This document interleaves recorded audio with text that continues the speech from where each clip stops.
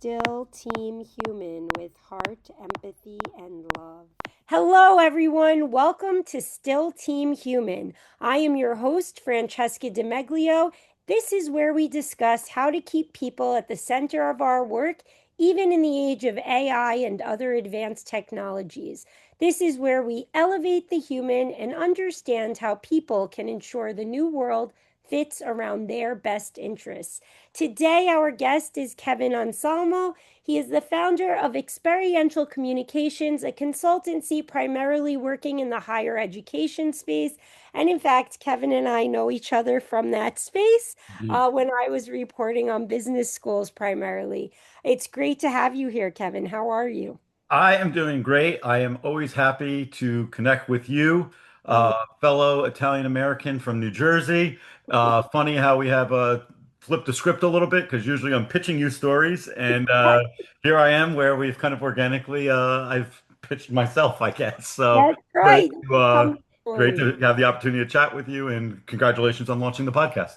Thank you so much. So, I want to talk to you about something that I see on your website is a big part of your business, how to adapt communications training and coaching in this age of AI. Yeah. So, tell me a little bit about your thoughts on that and, about yourself and what work you're doing.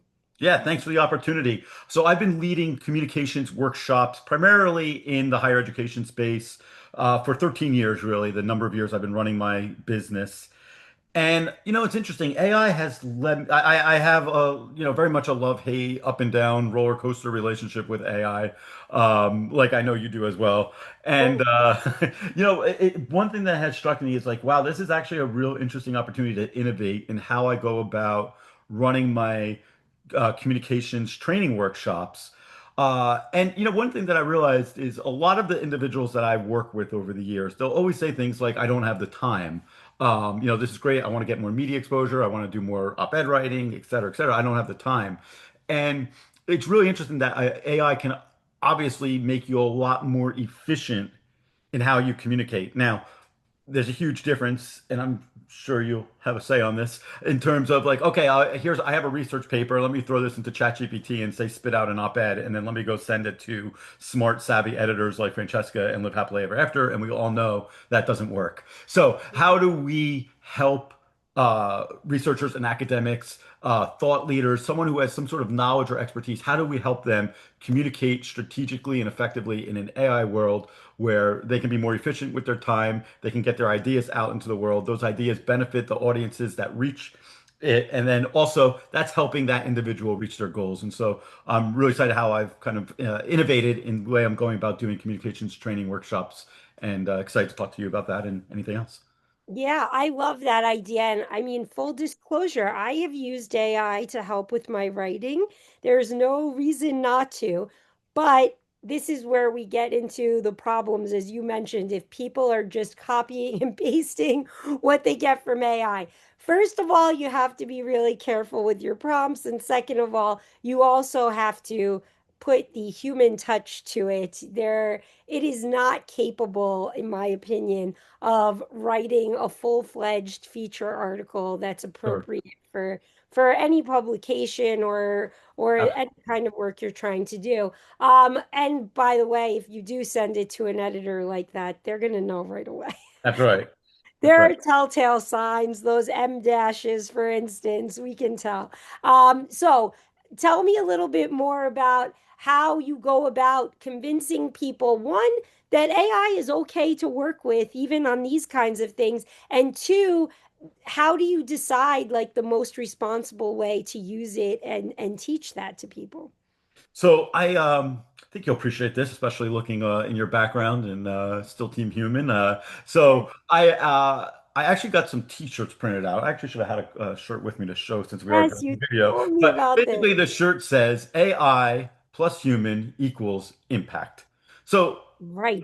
now I thought about putting some other equations on the T-shirt, but that would make the T-shirt too complicated. But the Yeah. point is, AI squared does not equal impact. You cannot just have AI. You need the human being involved, at least where we're at today in today's AI landscape and communicate way we're communicating. You have to have the human being involved. At the same time, I actually don't. I actually believe I had space on this T-shirt. I would say human without AI is also not the way to go either. Like we have to embrace AI in a smart and strategic way. And I think there's so many things. It's really interesting because I came up with this framework where I call it the uh, impact to knowledge. I'm sorry, beg your pardon. I call it the knowledge to impact communication system. And Mm. I actually put this into practice myself, and I'm like, wow, I am communicating so much more efficiently and effectively since I started introducing this myself and starting to see the benefits with some of the individuals that I'm working with on this. But in answer to your question, in terms of how do you teach this ethically, there's not really a rule book, right? There's not a Right. Bible of how to use AI communications responsibly. And I think it's something that we have to be just kind of, using our best judgment, knowing that, that human be I would say like the imperative is that AI and human beings are collaborating together. And if not, yeah, you do run into some slippery slopes, number one. Number two, you're not going to create as good of a product. And number three, uh, you're not going to learn as much. I came up with this term a couple of years ago called content learning. And the idea of like when we create content, we learn so much for ourselves. I'm sure you can resonate that for yourself based on your experiences.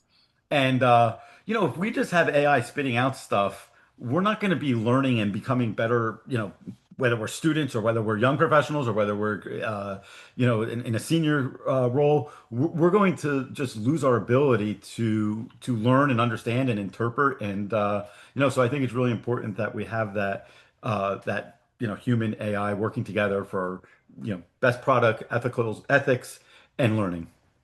Yes, it's so fascinating that you bring that up. I actually had a great conversation with Professor Jerry Wind. He's from the Wharton School. Mhm. He wrote a book, Creativity in the Age of AI, and he takes a very interesting position. He believes that, just as you do, that we have to use AI as a collaborator. We must embrace it, and that the schools really must teach it. I've talked to him about the fact that my son's school, my older son is in middle school. They Mhm. will not allow them to use AI. It's prohibited. And I just think to myself, how can it be prohibited? I agree that there are many evil ways to use it and it could lead to cheating, but that's exactly why the teachers have to come in and teach this now. And what you're talking about and what you're doing it on the professional level, but I think it has to start from, K through 12 on up, through professional groups, because without this training, we're not just going to, as individuals, fall behind and be unable to impress at our jobs, but the country as a whole, and then other countries, if they take on the same stance, is not going to keep up with, let's say China, who we know is teaching this in schools already, or Singapore. Yeah, And what, you know? yeah, 300%. Let me ask you a question. Yeah, Does any bad things happen on the internet? of course. Right. But do we like turn our computers on? Like, Right. do bad things Exactly. happen when we're driving down? Like, can bad things happen with drunk drivers and road rage? Of course. But do we still, start our vehicles and, use cars to get from point A to point B? And I think it's obviously you see where I'm going with this. Like AI, it's the same thing. I mean, there's so many responsible ways and beneficial ways, and there's so many bad ways. On the teaching point, um, fun little exercise I did with my kids. My kids are also in the middle school age range. And I think Mhm. so much of it is like, and I think actually so much of the conversation in higher education, which I segue back to in a second, but so much of the thought is like writing. Like kids are going to cheat AI bad, they're just going to copy, they're not going to learn anything. Have you ever had your kids or have you ever experimented with Gemini learning? Yes. It is absolutely amazing. So what I told my kids the other day, it was a couple weeks ago, I said, look, pick a topic, go in Gemini, ask a question, And then from there, I gave them the number 10. I said, come up with 10 follow-up questions to ask Gemini about their topic. And then when you're done, take that conversation and put it into Notebook. And then when you're in Notebook, have it create flashcards or have it create a video overview. I mean, that is such, again, Amazing. like I couldn't like say like you're going to learn here's like step one, here's the question you're going to ask, and here's the answer you're going to get. I didn't know what they were going to ask, but it's an amazing, learning experience, and I think it's applicable for adults as well. And It is. yeah, so I mean, I've certainly used those kinds of AI tools, including Gemini Learning, just to get started on ideas for stories, subject matter that you want to go more in depth on. And also, I actually asked ChatGPT to be a Spanish tutor for my son. I yeah, speak Italian and English. I don't speak Spanish, and he struggles with different languages. So I asked it to be a tutor, and my goodness, it helps make flashcards. It yeah, does quizzes for you. It helps him learn the grammar. Things I was having trouble teaching him yeah. myself. So, I, yeah, I then had a conversation with my kids about what is the role of a teacher in 2026 and moving forward. And one of the things my kid said, and it's not rocket science, but it's a good, learning point is, yes, first of all, the teachers are there to create, structure and discipline. And if you just left kids on their own, you wouldn't have that. But the most important thing is, and I think this is true in everything. I've heard this as well from in other spaces, is the word love. Like a teacher can't love the AI cannot love the student, right? I hope we never get there. So, that'll be. a human being. That's the thing. Yeah, Yeah, we need the human touch. We need that compassion and empathy that only yeah, people can give. yeah, I mean, I don't know if anyone here has used the AI to have conversations about a serious topic. It tries to be empathetic, but it is robotic. It's still a sure. machine. And Robotic it love, seems robotic care. weird. Yes, yes. It seems totally crazy while you're talking to it. I've been writing an AI constitution, which I want to share with the world soon. And one of the things in the constitution is about the protection of children and students. And some of it is about this idea of AI companions. It's a bad idea. We need people to be our fellow Counselor. friends, Yeah, teachers, counselors, doctors, yeah, even. I yeah. know the AI can help us all do our jobs better. It can help the doctor make a diagnosis better than it did a year ago. However, I don't want the AI to be the one breaking the news to me that I have cancer or whatever the case may be. And I hope we don't get to that point too. Are you worried about that, especially dealing with the education portion? Are you worried that AI could eventually replace our teachers? Yeah, it's an interesting question. I mean, my wife's a teacher, first of all, so I have a vested interest in the world of teaching. Absolutely. I also, my main work is running experiential communications. I also do teach a class to um, Great. high school, middle school students called basketball and leadership, Yeah. and Great. I'm teaching kids about leadership. And frankly, I think about teaching a lot. I think about my kids and Of the course. path they're on, and should they go to college, and all those other things. Um, in one way, I think we have to worry about what we can control. Like, Mhm. um, uh, I can't control these sort of big. I applaud you for, by the way, creating an AI constitution. That sounds fascinating. And Yes. you know, I want everybody to be involved in it. So there will be more information on this soon.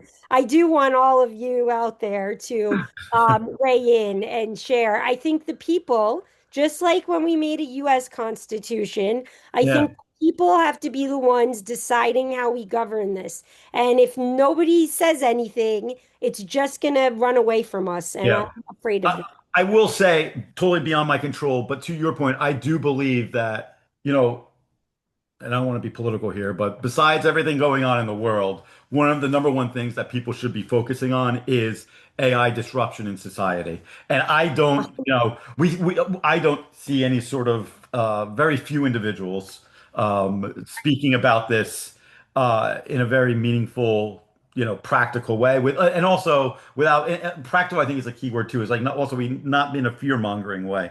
Absolutely. But yeah, I mean, I very much think about, the future of education. I think about I do believe people like you and I, mid-career people, I do think we're well positioned to adapt. I do worry about, my nieces who are about ready to graduate from college and are interested in marketing. I, Yeah. I think that's I, you know, I invested in a company. You ever used a company Upwork for any sort of in the Yes. past?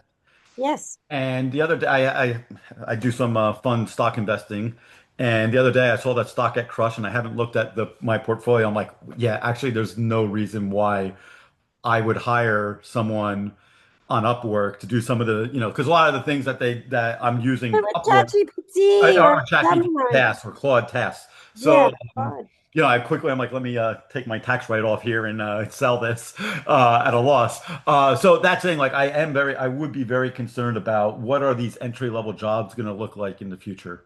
Um, I'm so concerned. Yeah, I'm concerned about that too. You mentioned earlier we're talking about education and training people with the AI, and I'm all for it. You mentioned earlier about the college education, being that that's what you have covered all yeah. this time.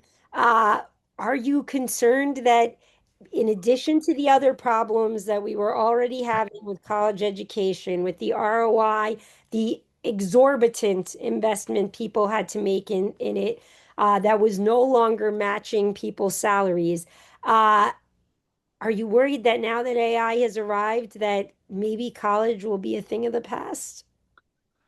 It's interesting. In one way, you could say like certain institutions that might be the case. Yeah. I'm actually writing some articles right now for Inside Higher Ed Oh, on how, and the articles are focused on what are the best ways universities should be communicating AI approaches to their stakeholders. I'm less concerned about what is the AI approach because I think that's contextual for each of institution. course. But what are the best ways to communicate what you're doing? And it's interesting. I've interviewed three different institutions, and they're all doing really interesting things. So it's the Kelly School of Business, Indiana University, uh, University of Washington in St. Louis, and Duke University. Really, really interesting things. So I think there's a lot of innovation that is happening around AI. I mean, you see University of Florida has been researching, like they have a whole AI center that has propped up. So there's certainly a lot of institutions that are doing things. I mean, I certainly believe as well that there has to be a new way of thinking about, lifelong learning and how does a university play a role in that. At the same time, you go back to human connection. Um, I think if everybody's like using staying at home using Gemini and they're going to learn that way, sure, that's like a way of learning skills, but what about the human connection? And that's Yes. something that, you can't necessarily tap into from, sitting at home playing on Gemini. Oh, and I can't stress that enough. I worked in my previous employer with many people from Gen Z who were very young. They came out of college or were still in college during the pandemic, and they did work only remotely. They Hmm. never went into an office, and it was very difficult for them. Number one, they never came up with the same network that I have. There's Hmm. no way they could get that. And number two, they had problems connecting with each other on a social level. And when I say social, I don't mean like you're going out and partying with these people every night because you shouldn't be. You're professionals and you work Yeah. together. But I mean, like, having small talk before a meeting, getting to know about your colleagues' kids or what they like to do for a hobby so that you can have a connection that helps you when you're brainstorming, when you're trying to Yeah. get stuff done, and also when you're negotiating things, persuading each other, trying to tap into what makes the other person tick and will make them more successful. I think that stuff is very difficult for some of the people who are really digitally focused. Uh, Yeah. you need a balance, and that's going to require both the technology and the people, as we've been talking about here. To bring it back to your idea of AI plus humans equals impact, Yeah. we've talked a lot with people lately about AI being the collaborator. What I Mhm. was saying before about Professor Wind, he also believes that this cognitive decline people talk about won't happen unless we let it happen, meaning that we should be collaborating with AI, pushing back Yeah. on it, and, coming up with ideas together to be creative. How do you envision the human and the AI being collaborators or working together? What does that look like, even a year or two down the road? So I will, it's so hard to predict this. Of Who course. would have thought 3 months ago, 6 months ago, Claude's going to come out with a coding tech tool Yes, that that will code. allow you to Yep. create a website based on a few, asking a few questions. I am still mesmerized, like since I started getting into the world of Claude in the last 2 months. I am mesmerized what Claude can do for me. And Yes. it's like the way I've been doing a full kind of website revamp. Normally, I would have had to hire a website, a designer, developer. Right. I'm asking Claude to do like, hey, can you put, I can't move this photo here because I'm not an Elementor expert. Hey, can you do that for me? And sure enough, I go and say hi to my kids or, get a cup Yes. of tea, and Claude is there doing something and doing it in 5 minutes, and it would probably take me 45 minutes and watching some YouTube video to figure out. Like for me, that's great collaboration because that's mindless work. Right. I will say there I use AI, and these people who are going on social media saying don't ever write with AI, and I can tell you're writing with AI, and the police out there. I, I have a very Yes. hard time believing them, frankly. And I will say though, what is human AI, writing for me, there is I do not use, hey, write this article for me. But all the time, I will say, hey, I need to write Francesca an email. Bullet point, bullet point, bullet point. Please make this look nice. It makes it look nice. I'm then going to add my touch. Is that bad use of like, I don't think so because, there are people for thousands and thousands of years who have had, people, I don't know how long writing's been around, so maybe thousands is an exaggeration, but Thousands. let's say a long time, people have Hieroglyphics been, also. people have said to their, executive assistants, please draft an email and send it to so and so. Please tell them, like, nobody gets upset. Like a letter that would come from the president of the United States.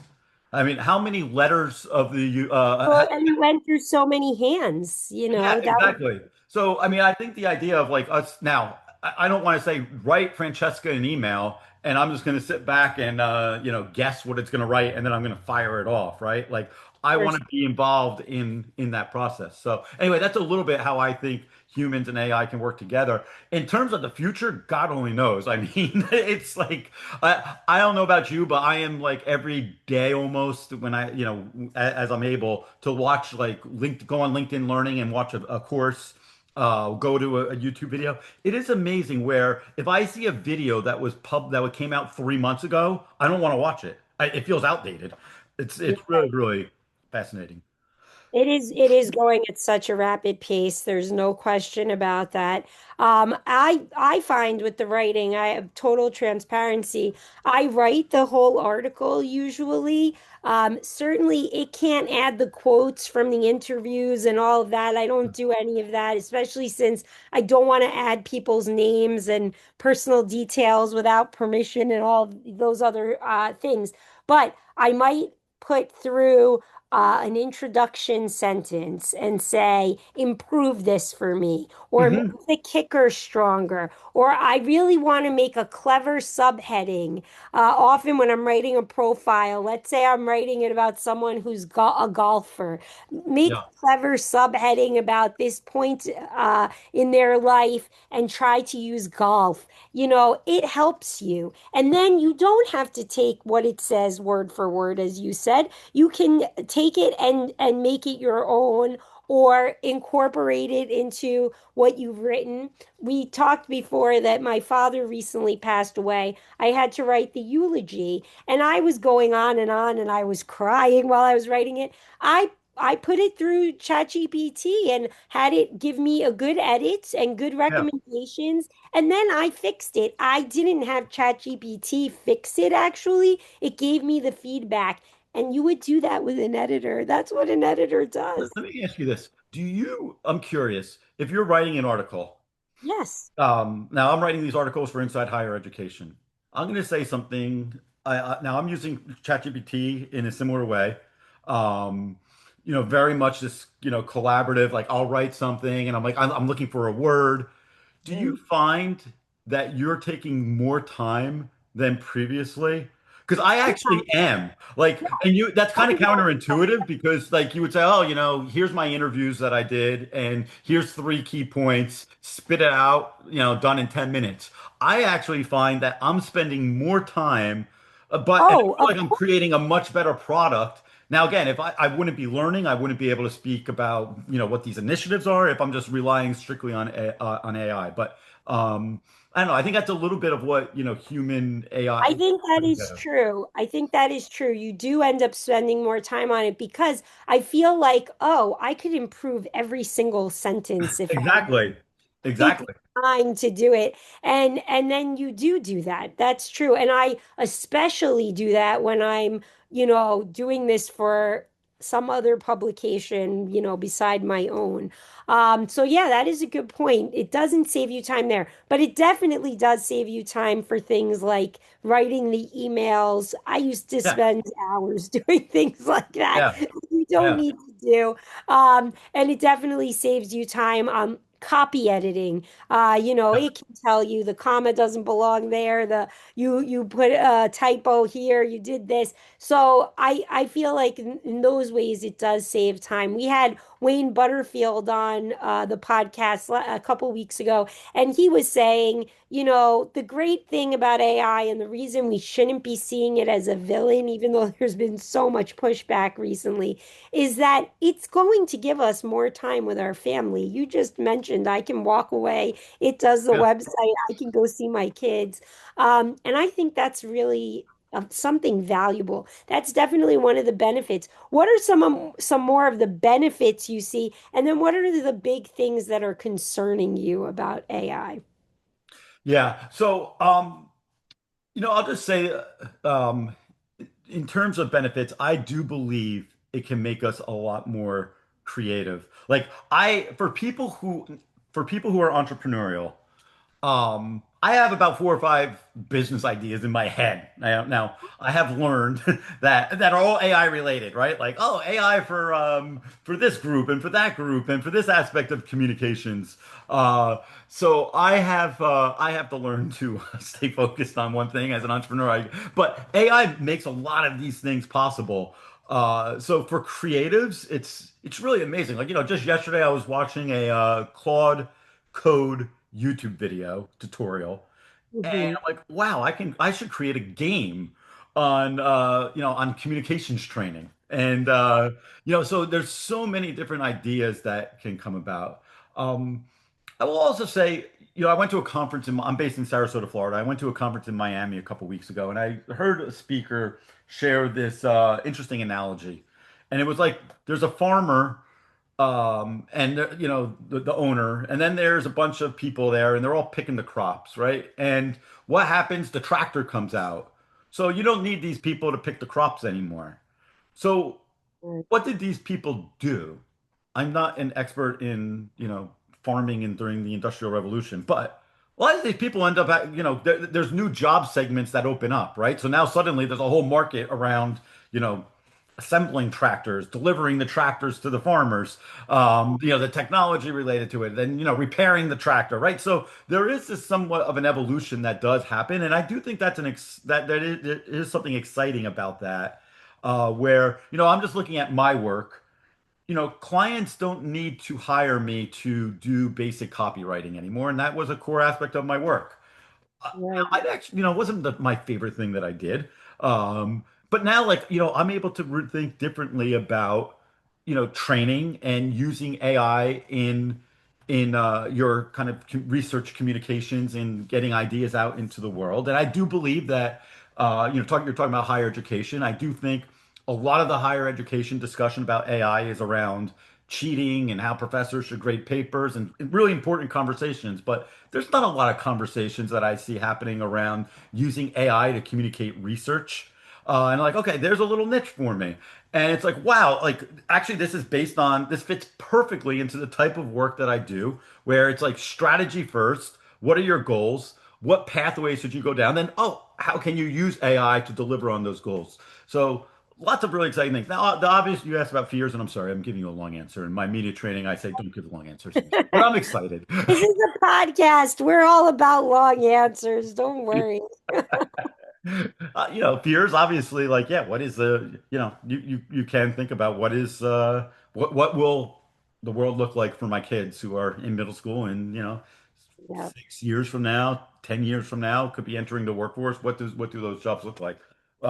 Especially. So that is one of my biggest fears personally as a dad and as I believe that I have enough expertise and years of experience to, you know, emphasize that human element when working with clients or whether if I go back and work full time. But we adapt and we evolve and hopefully that will continue to happen as a society. Yeah, I hope so too. I have to say though, the cynic in me is very worried because I just see the fact that it is so good and it can keep getting better. And there's no doubt in my mind that the time will come where it could outright me for sure. Um, and what's going to happen then, not just for my job, but if it's outrighting me, it's also going to be able to mow our lawns, which is my family runs a landscaping business. It's going to be able to do the math problems. It already can do that Yeah. amazingly well. I was doing the Pythagorean theorem with my 14-year-old last night, and Wow. GPT was helping me. And really, it's incredible actually. And I just think so often in corporate, especially corporate America, they see the opportunity for efficiency and improving the bottom line, Yeah. and they're not going to see the human. They're going to forget about that. I have to say, that's one of my big fears. That's why I really want to have conversations like this, and I'm really delighted to hear you're teaching people how to work with the AI, basically. Tell me a little bit more about that. I mentioned the AI Constitution. Yeah. What are some of the things you would want in an AI constitution? What are some things, especially when it comes to education, that you would want to lay out and say, like, this is our red line. We're not going to let this happen. Or maybe we want this other thing to happen. Wow. What are do you mind previewing? What are No two or problem. three? I You wouldn't know, even That's such obviously, a some big of the, question for me, and I really applaud you for tackling it. I What know You have to send it's it a to giant Bernie Sanders when document. you're done. See what Bernie can do with it. What are two or three of like your key Well, one principles? of them is that we have to come up with a plan for people and jobs. People need not just the economic factor that this could cause a collapse of society Yeah. and a homeless problem triple what it is already, but also, what we need purpose. We need meaning in our life. And how are we going to get that if AI is taking all the work from us?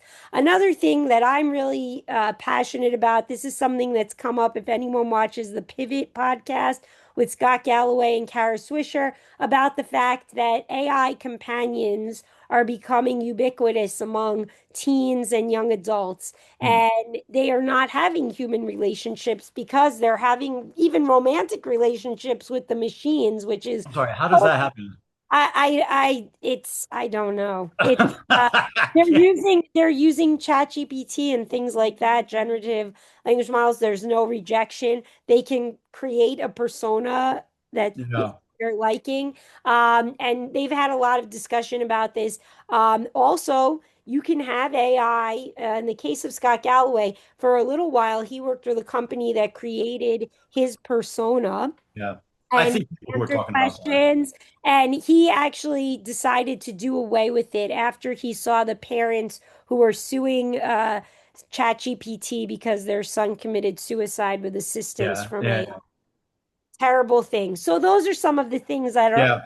I think they're obvious things that we don't Yeah. want. But Yeah. I'm curious about the education, what you would think since you're so involved in that. Yeah, I think there's some, and I don't know how you mandate this in like a constitution, but I think a principle is how do we, and people have been talking about this long before AI, just with like phone addiction, but human connection, how do we, like, what sorts of things can be done to make sure we instill, human connection? I was actually joking with I think I was talking to my wife about this, like it would be great to start a restaurant. And I think there are restaurants out there that do this where you're not allowed to have your phones at the table and you have to put them away, right? Like, I think there's, Italian American way, actually. That yeah, Sunday dinner, anyway. yeah, yeah. I mean, I think, I personally, now, like you, I work from home. I'm remote. I've been remote. I've been doing that for 12 years. Um, I know for myself, I need to tell myself, and I do this, like, have more calls with people. Ideally, I'm not just wasting my time. Ideally, it's productive, but and I think, okay, we're not, sitting next to each other directly, but in person, but having opportunities to connect. I mean, could I talk to the Francesca chatbot on ChatGPT and ask some questions? Sure. I mean, is that the same as this quality of this No. conversation? Absolutely not. I think there's a premium on things like, sports, houses of worship, um, you know, book clubs. Like, I think as a society, like we need to, as we lean on AI in various ways, to not lose appreciation for human connection, in all these different areas of life. And I think it's important. It is, it's vital. You know, the basis of the Constitution, I don't know how to mandate this either. But again, I wanted to start this conversation and get people to weigh in on what they want out of this. I feel like we've already wasted some time and waited too long to say our piece about it. But what I really hope is that we consider AI another tool and not, I know we use the word collaborator, which is exactly how I'd like it to be used, but not consider it like an extension of a human being in Mhm. any way. It is a Yeah. tool for us. It's technology. It's not a person. As much as it can make itself look like Yeah. one, it's not. And I've had some struggle with that myself. I did a demo earlier this year for a client when I was still working for IQPC Digital, and the client had me listen. The AI agent was taking a phone call, scheduling a medical appointment with someone. The person on the other line was, changing their mind about dates and times, asking questions, interrupting, and the AI agent didn't miss a beat. And it was hard to forget that this is a machine, not a person on the other end of the Yeah. phone. And so we all have to work on that. I think it's something we're going to have to work on. Yeah. And there are, Australia has banned social media for teens. Yes. And there are a few other countries that have done that as well. Like it is possible to, put in place like the right protections for society, right? Like there's a reason I won't speak for everyone, but there's a reason I don't want my kids on social media as tweens and teens. There is like the human, the benefit for overall humanity and society, and we can't obviously lose sight of that. Um, yeah, at the same time, like these things feel somewhat out of our control with you're talking about big business and the bottom line that many of these companies are after and political inaction that we see from leadership. So Yeah, feels like a daunting challenge. I think a key thing maybe to include it in your constitution. This wasn't on my interview prep points. I Um, know. It's just something that I it's a came great up topic. with. But I think the idea of collaborator, like AI should always be seen as a collaborator and not something more than that. Like I think if it becomes, so are you you're not a collaborator if you're a you know, romantic partner, right? I mean, if you're not a so I think when it gets beyond collaborator, that's maybe there's some sort of, red line there. Even know how you can get to that. I can see, I guess, because when you are talking to it, it says, "Oh, you're so great at this. I'm happy to talk to you about it, blah blah blah." And I Yeah. guess some people can who, especially if you're, without anyone, there's a loneliness epidemic in this country as well. You could maybe misinterpret that or continue the conversation in a way that's different. I don't get it. And it's something I'd like us to all try to put a kibosh on. We need people. We need people. That's it. Yes. For all of these kinds of relationships, not just romantic ones, but all of your professional relationships, much more fun to work with people, I think, than a machine. That just get Yeah. Yeah. so we're coming to the end of our time talking. Tell me what your final takeaways are. What do you want our audience to know about your work, about communications, in this era of AI? Start with strategies and goals. You're not going to have an impact. Yeah, you can use ChatGPT to, casually write some emails and do things like that, right? I think that's, level one, AI communications usage. I think taking things to the next level when you want to get, have AI really working for you from a strategic perspective, start with strategy and goals. So I've created, as I mentioned at the outset, the knowledge to impact communication system, and I actually applied it for myself. I put together my own strategy. That strategy is the key for like some of the source information, and that becomes the basis for some of the different kind of AI enabled workflows that I put in place to deliver on my communication goals. But again, it starts with strategy and thinking through your goals. And I think that's true for everything. Like start with strategy, start with goals, and build from there. I think it's amazing for strategy also. I actually used it for the strategy for this podcast and blog. So I am a big supporter of that. I also just want to say, I know we talked about our fears and all of these things, Yeah. but clearly you and I are supporters of AI too. We Yeah. want people to use it. It's just a matter of using it responsibly. That's right.